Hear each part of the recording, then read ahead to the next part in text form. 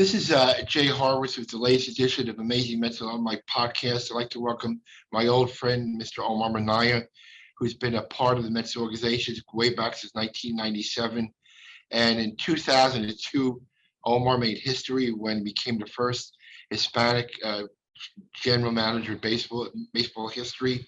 And what better way to honor National Hispanic Heritage Month than to speak to Omar. So, Omar, welcome. And tell me back then, Omar, what was your first thoughts when you became the first Hispanic general manager in MLB history?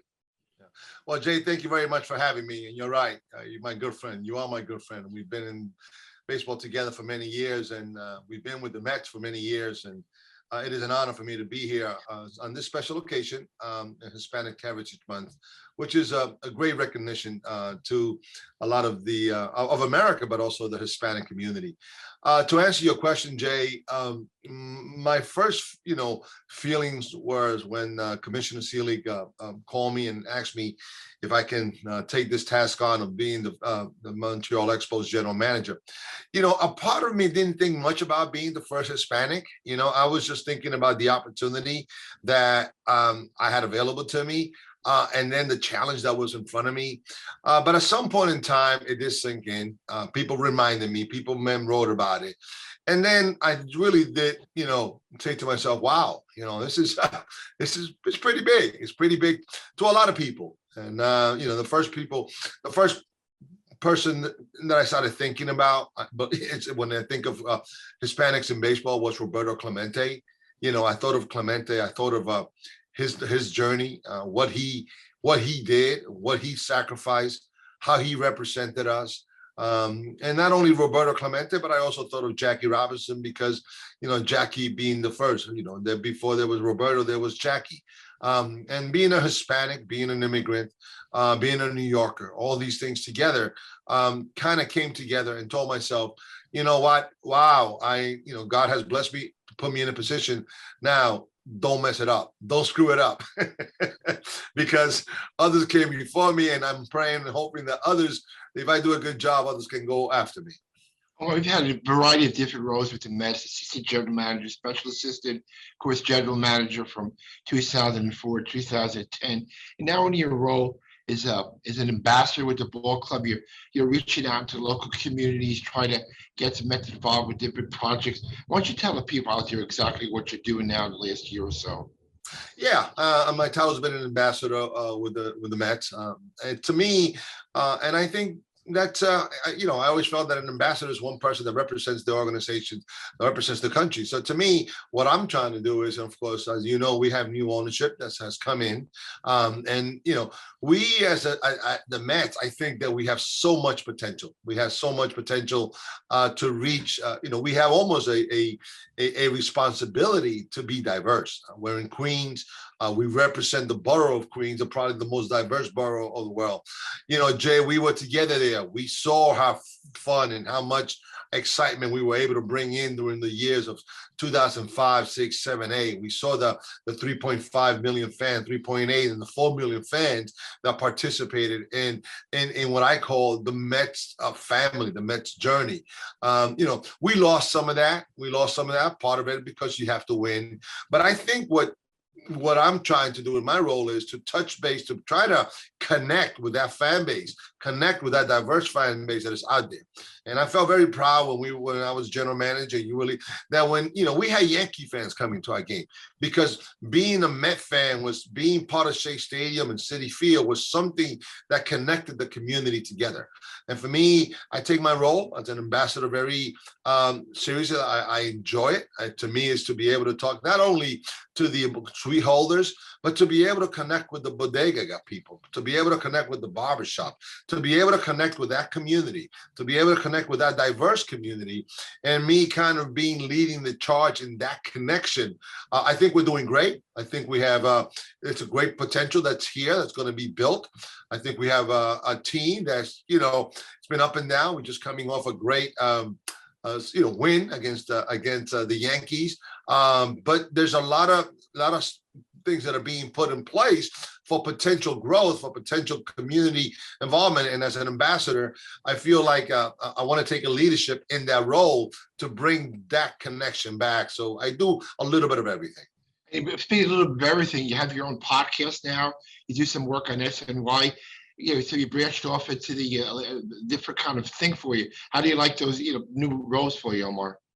I like them. It's new media. Palante is a podcast that I'm doing.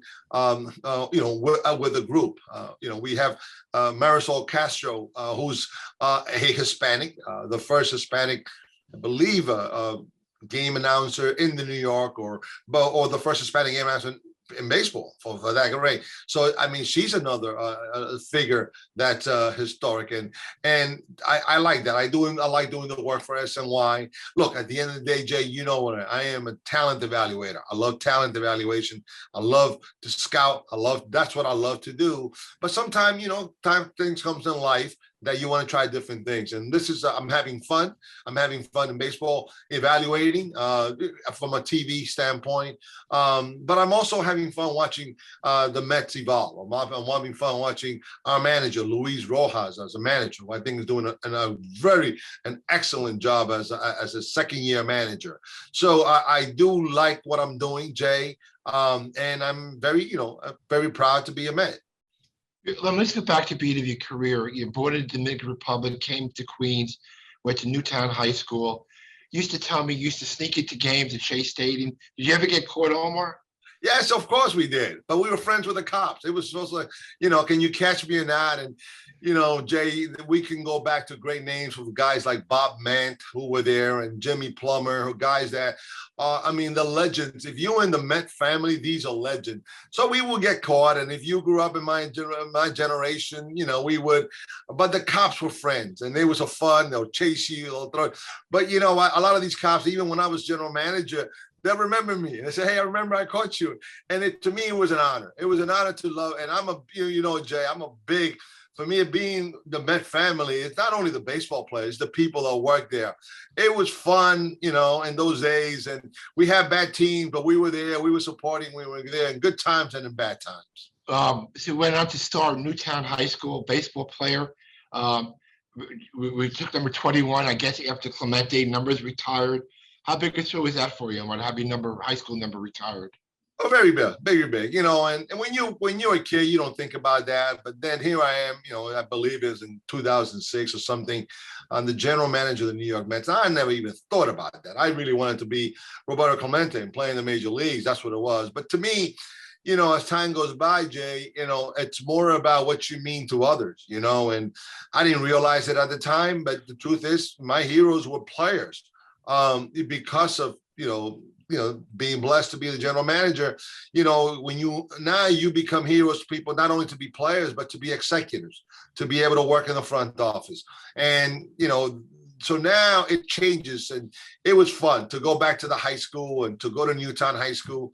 And you know how I feel, Jay, and I think all of us that are in the Met family, Queens is special to us. Newtown High School is in Elmhurst. All these things are special to us. And, we love the neighborhood. We still go back to the neighborhood, and to be able to go back and have your number retire and have your high school coach, Warren Albert, be a part of that, and have your teammates actually be a part of that. And here you are doing that, and you're representing the National League team from the Mets to be doing that. It meant a lot, but it also means a lot to me that I want kids to not only to be baseball players, to be able to be executives and to be able to do other things. Who was your favorite Met player growing up? Oh, God, it had to be the franchise, man. Come on. He's the franchise. I love Tom. And, Tom and then to be able to be a friend of Tom. Jay, I still remember when Tom came up to me and recognized me, like, oh my God, Tom Seaver knows me? Like, hey, Omar, like, are you kidding? Now don't get me wrong. There was a little period there when Willie played. Remember, Willie played for us. He got traded, I believe, in '73. So come on, Willie was Willie, but he was a giant. When you think of the Mets, is the franchise. He was a special player, a special person, a special leader, and a special friend. To me, he was special to me, and to me, Tom was Tom. He was the guy that you watched every game, and almost a little bit like those games like the Grom, get him some runs and it's over. Omar, in your time as a GM, you really left a lot of legacy. Number one, with your hire, you hire Willie Ray. I know eventually Willie had to be let go. I guess it happens to all of us. It's the first African-American manager in New York history. Was it part of your background? Did you kind of look to do something like that? Or I know Willie was a local guy, Yankee guy, but that had to be pretty good to have that on your resume that you were the GM who hired the first African-American manager in baseball history, in New York history. Well, it just so happened like that. I didn't think about that at the time, Jay. At the time, the guys that I was thinking about I also thought about hiring Terry Collins, remember? And then I brought Taylor Carrington to the organization as the roving field coordinator, and he ended up being the manager. At the time, I didn't think of the actual that we were hiring the first African-American in Major League in baseball, in New York baseball. Think about that, Jay. New York baseball might have been over 100 years old, and here we are. I didn't think about that. What I thought about hiring when we hired Willie is I was hiring a guy from Brooklyn. And I thought that being, I'm a big New York guy. And I thought that at the time, he was, let's go to a resume. First of all, he was a captain of a Yankee team. He understood New York. He was, yes, he was the Yankees. And, I had a little bit of issues hiring a Yankee at the time. But that being said, is Willie, I knew him. He did play for the Mets. So there was some Mets connection. But in the end, I thought that we were hiring a guy that had been around winning for many years as a player and as a coach. Okay. I knew that he had never managed. I had some concerns about that. But I knew the person. I liked the person, and I still like the person. Me and Willie are very good friends. But we were hiring a guy from Brooklyn. And now I felt like, this guy, and Jay, as a PR guy, when you come into New York, whether you're a general manager, whether you are, you can be manager, owner, president, whatever, you have to have some understanding of New York. You have to have some understanding of New York. Okay. And I felt that Willie, because being in New York, had an understanding. I felt that we were going to connect. I felt that we were going to build a team, as far as executives around and good coaches. And I think we did that. I think we didn't win the World Series, but we won a lot of games. And winning a lot of games, we made it exciting for our fans. It was a winning period. So Willie, I think, did a good job. The fact that he was African-American, you know what? That was like the last thing I ever thought about. It wasn't, but it just so happened that was the case. I remember in winter of 2005, we talked. You said you felt like you were a college recruiter. You had to get one free agent to commit to come to the Mets, to turn the perception of the Mets around. And people didn't give us much chance of getting Pedro Martinez. Tell us how that came about, what that meant, to give the organization some swag or some charisma that we were heading in the right direction. Well, that was a group effort, and Jay, a lot of things in baseball, you may be the leader, you may be the general manager, it's a group effort. And I believe in, I'm a big, as you know me, I'm an aggressive recruiter.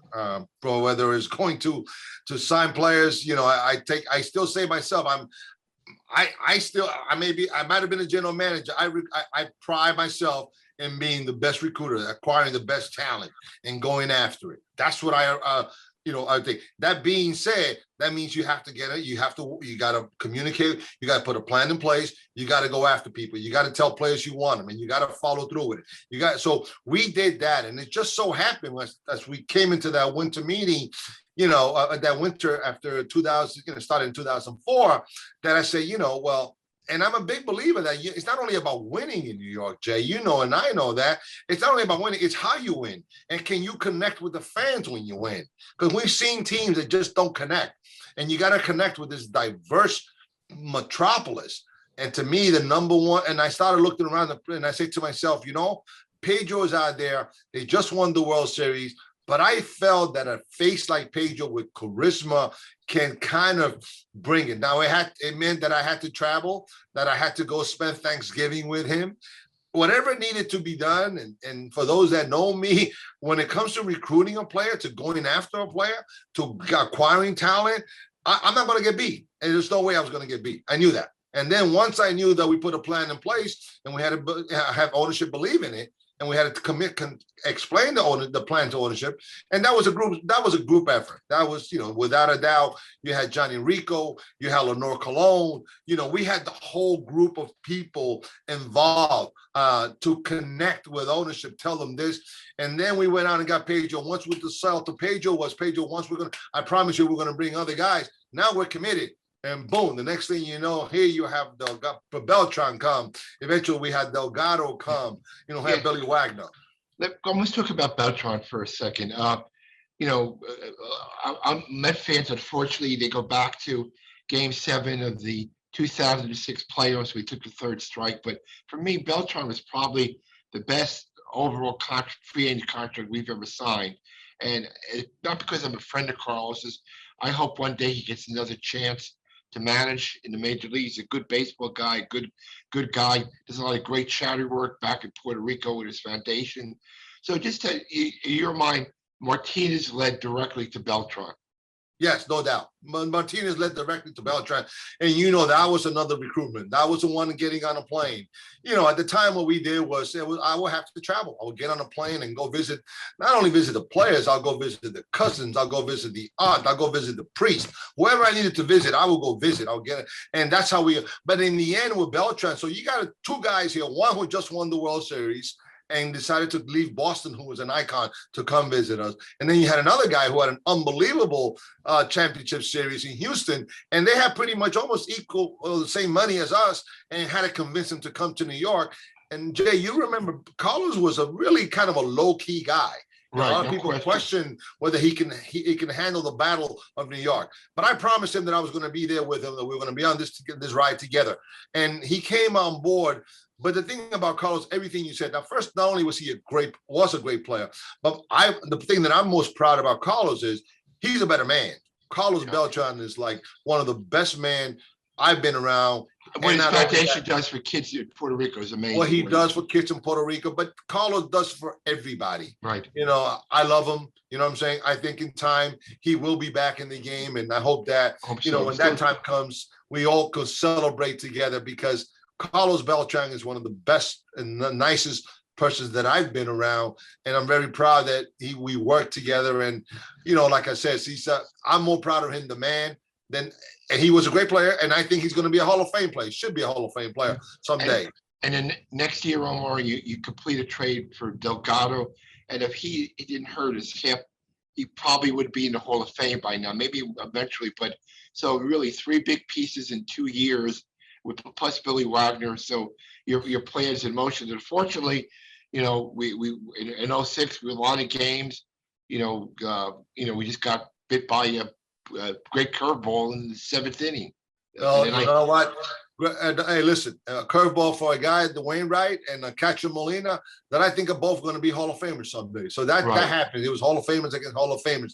But that being said, Jay, as much as we are proud, and I say we as a team of those signings, I'm as proud as even the smaller guys. I'm as proud of the Darren Olivers and the Andy Chavez's of the world, and the young David Wright and the young Jose Reyes. And that's, as the talent evaluator, I'm very proud of the group of guys we put together as a group, and we were able to win and continue to do that. So to me, it's a team effort. I believe it's a team effort. It's a lot of work. It's a lot of communication. And I pride myself in communicating from top to bottom, communicating the players to also communicating whoever is the clubhouse kid and the manager, the general manager, the president, the owners, is always being communicating, bringing people together. One January, you caused me a lot of agita, Omar. Right before spring training, I had to rip up my whole press guy when we got Johan Santana, still the only guy to pitch a no-hitter in Mets history. Talk about how the Santana trade came about. Well, Santana came about is like we were committed to putting the best product on the field. I believe it was a year before we got into Citi Field. So we were always, and I'm a big believer in putting a 2, 3, 4 year plan. At the time, I think it was, Pedro had some injuries. we had just, I believe 2007. Remember, we had a real, we finished not the year strong. We should have been in the playoff, and our pitching was down. And the bottom line is, we had an opportunity to go get a guy that was a 2-time Cy Young winner or something like that. And, listen, you anytime a kind of guy like that is in front of me, it's hard for me to pass up. And as far as getting talent, we were able to trade some talent. We traded Carlos Gomez, who was a good player at the time. But I always felt comfortable that we were always going to replace talent with, in the minor leagues, because I always felt always comfortable surrounded by very good scouts. In international, I think we were leaders in international scouting, bringing in the top flight players from international over the years, whether Jose Reyes, Nelson Cruz, or others. But what the bottom line was, to get a chance to have a potential Cy Young or an ex-Cy Young guy late in the year, it was a combination. Now, the key to that trade, Jay, and the reason is I was not going to sign him. I was not going to trade for him unless I had a deal done. If I didn't have a deal done on a contract, I have to have a deal done. Because if I don't have a deal done and I make a trade for him in his walk year, then I think the agent has me in an advantage. I'd rather let's get a deal done and then we can make the trade. And that's why I couldn't tell you. I said, Jay, it may happen, may not happen. But we put a timeline. And for me, the only way I'm going to get a good deal done on, and I use a good deal for both sides, is I'm trading for you contingent upon you agreeing to this long-term contract. And it got to the wire, but we got it done. Yeah, one transaction can't be overlooked. The day it appeared in the New York papers is a transaction. New York Mets signed minor league free agent RA Dickey. Who was a blurb in the papers, and Mr. Dickey went on to be a New York icon, wrote a book, was on 60 Minutes, won the Cy Young, won 20 games. It was a pretty good signing, Hey, you know what? Tell you, I get more excited about the other signings than the major free agent. The R.A. Dickey story, Jay, is one that me and R.A. did go way back to Texas, drafted R.A. #1 in Texas. A long story. The bottom line, there was an issue with the ligament, and he had a long career. I always felt attached to him. The thing people need to remember about R.A. Dickey, and this is what the beauty is about baseball, you just don't know. R.A. Dickey was our first cut in 2010. R.A. Dickey was our 11th pitcher, the 10-man staff in Buffalo in 2010. R.A. Dickey was horrible. For some reason, I felt he was going to be, let's tell you, I thought he was going to be a good player coach. The bottom line is R.A. Dickey comes back up in May, never goes back down, probably makes 5 times or 10 times as more money from 2010 to the end of his career. He wins the Cy Young. It wasn't that we were smart. It was just, as an organization, we had a kind heart. Yeah. Speaking of kind heart, thank you for spending time with us. I just got to say this as a friend for over 20 years. All the stuff you accomplish in baseball, when you hear Omar Minaya's name mentioned, people say he's a mensch, he's a good person. Always had time for the people in the office. You walk by the office, say hello to everybody, never blew by anybody. That's why the people in the office loved Omar, because he always had a kind word for everybody, treat everybody the same, whether you were an executive or this or that. And that's a great legacy to have. It was something to be proud of. And again, I'm really proud to be my friend for all these years. And good luck with your new job. I know you do great. And I'll see you around the mulberry bush. Well, Jay, coming from you, it means a lot, because me and you, we're baseball lifers, and we know we love the Mets. We've been around for many years. We love the Mets. We love New York. We love baseball. For me, you're a Hall of Famer, so to me, you're a Hall of Famer. You know what I'm saying? Well, I just, being around you and those kind of words from you, from a workmate. And to me, it's all about the people that work in the stadium, not only the players. It's about the stadium. And talk about security guard, the ushers. That's what makes the Mets family special, and that's what makes me special. No question. Well, thank you so much. I really appreciate that. So much. Again, thank you for your time, and we'll see you soon. Thank you, Jay. Okay.